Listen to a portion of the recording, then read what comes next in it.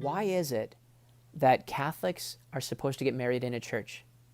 Why, for instance, couldn't I get married in Grandpa's barn?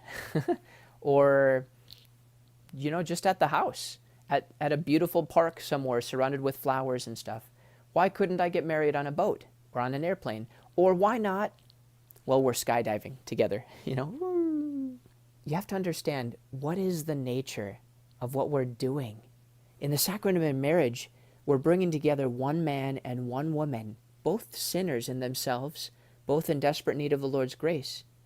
And yet, in this sacrament, they're coming together to commit their lives to one another.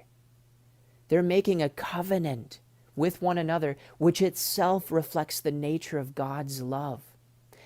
The location of the actual marriage mass, of the marriage celebration, the wedding day, the location of that ought to reflect the dignity and beauty of what's happening on that day. So this is the first thing I would say with it, that first of all, it's so important that we don't just treat it casually,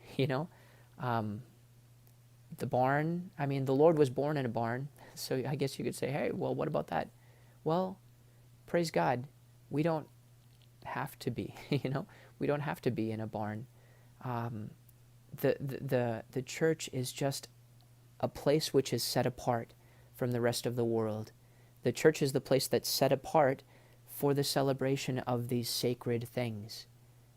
And the marriage of one man and one woman, the establishment of that covenant, is such a sacred and beautiful thing. In marriage, in the love that the spouses have for one another, reflecting the nature of divine love, they teach us the nature of God's personal love for us.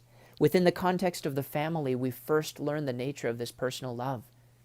Another reason, though, is because, on the one hand, it's about you because you're the ones who are celebrating, the couple are the ones who are celebrating this sacrament. They're the ministers of the sacrament whose covenant being established is being witnessed by the church. But on the other hand, it isn't just about you. It isn't just you and your spouse, running off to a desert island somewhere and just kind of being together. You're establishing this covenant within the context of families, within the context of a community, within the context of a particular parish. And the whole church benefits from the celebration of this marriage, from the living out of this marriage. The entire church, all of the saints and angels in heaven, delight in a marriage that is lived well. The Lord himself delights in a marriage that is lived well. And so it's not just about you.